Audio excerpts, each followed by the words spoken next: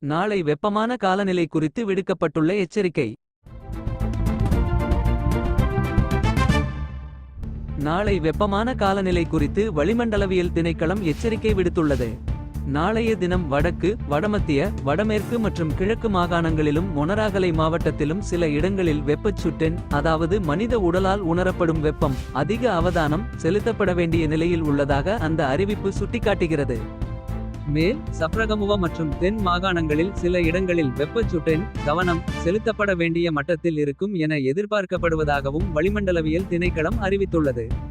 வயதானவர்கள் மற்றும் நோயாளிகள் மிகவும் எச்சரிக்கையாக இருக்க வேண்டும். சிறு குழந்தைகளை தனியாக வாகனங்களில் விட்டுச் செல்ல வேண்டாம். போதுமான தண்ணீர் குடிக்கவும், நிழலாடிய பகுதிகளில் முடிந்தவரை ஓய்வெடுக்கவும் வெள்ளை அல்லது வெளிர் நிற ஆடைகளை அணிய வளிமண்டலவியல் திணைக்களம் பரிந்துரை செய்துள்ளது.